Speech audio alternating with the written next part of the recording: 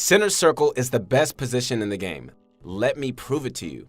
The fourth circle always spawns within the third circle, so these are the furthest possible fourth circles from the center. This is your rotation in the worst case scenario. This is the best scenario. Now, let's see all possible circles, and there you have it. The center of the circle is the best place to be. I want to give a special shout out to Reddit user Destiny's Jesus for inspiring me to explain this. Now that I have your attention, let's learn how to win your first game of Season 8. We had a long discussion with our partnered pro players to make this how to win video, so be sure to watch all the way through. Let's start with the very beginning, how to land. Thank the bus driver. A good old thank you goes a long way. It's all around good juju to thank the bus driver. Choose a landing zone that you know well. Preferably, landing a zone that's not too hot or too cold is ideal. Either way, you should know all the spots to loot and farm. Another thing to consider is how many players are landing with you. Every player is a threat, but at the same time, you want to fight for shields and mats. This leads me to my next point. Find players to hunt as you're flying in. The 150 mats and 50 shield can give you a major advantage. Some kills are worth more than others, and a kill right off the bat is definitely worth a lot. If there aren't players to hunt, then make sure you're farming and looting as quickly as possible. Be prepared. You should expect every player that you run into to have at least 50 shield and plenty of mats. Position along the edges of the zone. It's way more effective to be on the outside of the zone as opposed to the middle. When you're moving from the outside to the middle, the chances of a player behind you is low. When you're moving from the middle to the outside, there are threats all around you. Basically, you can third-party everyone way easier if you collapse from the outside, and you can pick and choose your fights freely. These are 4 easy things to do when you land. Pro players do these things consistently, and so should you.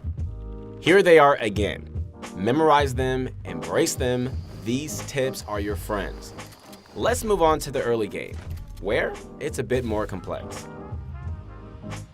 The early game is the time between your first looting zone and the first circle. There are a lot of videos about the early game already, but they don't talk about the most important thing, the bus path. To have consistent early games, you need to understand how to use the bus path to your advantage. Look at the bus path as soon as possible.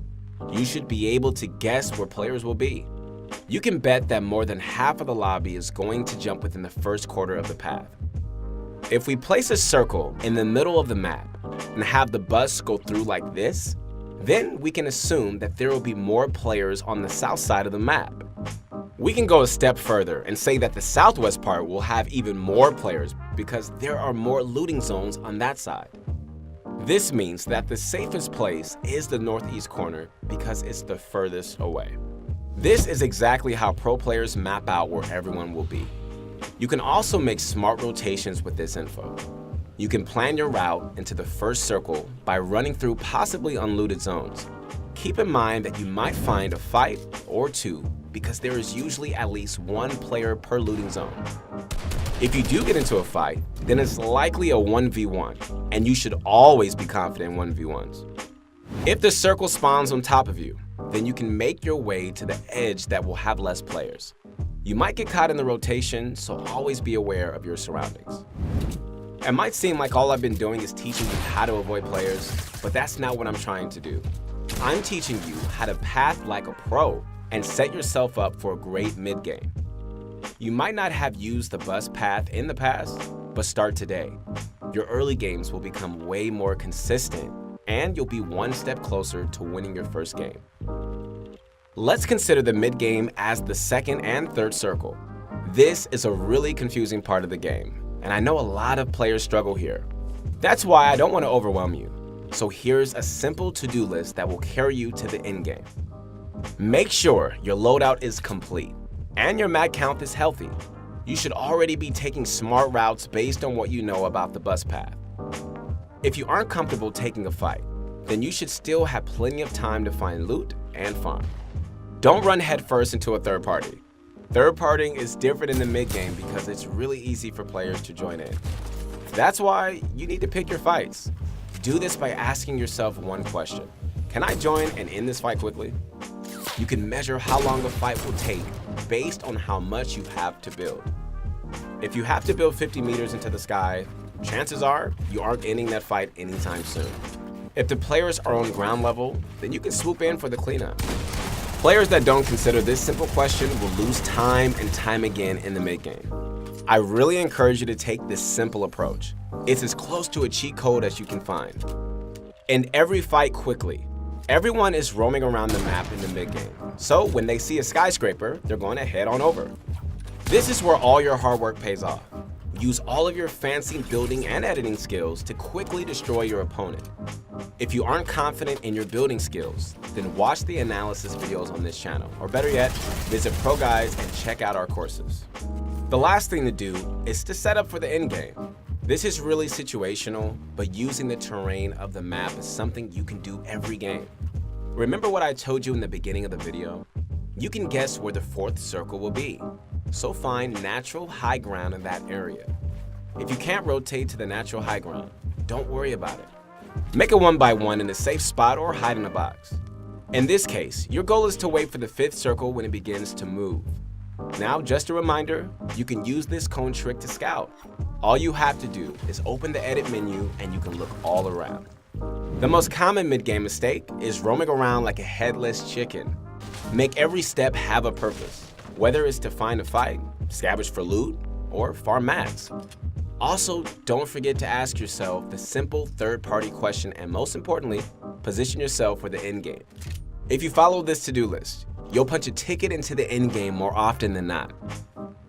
You know the endgame is here when your palms start to sweat and easy edits become really difficult. It's totally okay to feel this way, but it's a problem if it's getting in the way of winning. Every endgame is unique, so I can't give you a direct guide. Instead, I'm going to give you something better. 8 tips to celebrate your first Season 8 Victory Royale. Rotate when everyone else is distracted. When you hear shots, start thinking about rotating. You should always have a rotation plan ready so you can act right when the first shot is fired. You will lose a lot more games if you just sit there and wait. Always keep an eye on your mat count. If you're full mats, then build, build, build. If you die in the end game with a ton of mats, you need to revisit what went wrong. If you're low on mats, then use old build and terrain for cover. One of my favorite things to do is to hide behind already built structures and rotate late when I'm low on mats. It's possible to rotate with low mats. You just have to be a bit creative with your pathing. Go for natural high ground. Mountains and hills are an easy ticket to victory royales. This is something that everyone knows, but no one actually does. Natural high ground is the best in almost every single situation. Remember to fight back. Yes, you need to build, but you also need to fight back. If someone all-ins you, then you better act fast or else you're going to never win. Far too many players default into pencil warriors for no good reason. One thing that helps me is to think that if my opponent can shoot me, then I can shoot them. Always cover yourself when going for chip damage. Peeking out of a 1x1 is a quick way to die. A new trick I've seen is to make a door instead of a window. This way, you can peek out of a lower angle with more cover. Check out the difference between a window peek and a door peek. Try the door peek the next time. It works really well. Use your launch pads. Many pro players live and die by launch pad rotations. A good time to use launch pads is when the storm is close to you. If you launch pad too early, then everyone is going to shoot at you. When you wait for the storm to close in, your chances of being shot are much lower since players are rotating. This has been one of the most common ways to rotate since the beginning of competitive Fortnite. Take control of every wall around you. When you're in a tunnel, you need to own every single piece. You want the power to edit and move around whenever you need to. It's even more important to control every building in the middle of a fight. Always break and replace every single piece that isn't yours. Last but not least, play the game with an open mind. Now, you're not going to win every single endgame. If a player outplays you really badly, then it might be a good idea to watch the rest of the endgame. You can learn new tricks and analyze their gameplay when you're open-minded. You can't learn when you're being salty, So stay humble and go into each game with the goal of learning, and you'll have the first win before you know it. This is exactly how you're going to win your first game of Season 8. If you guys enjoyed the video, go ahead and like the video and subscribe to the channel. We're also really excited to announce that we want to do our next analysis videos on you guys. Send us your replays. We want to see how you guys are doing and how we can help you improve. The instructions are in the comments below. Hey, thanks again guys for watching. I'm Keith Allen Henson, and stay tuned for more videos coming out.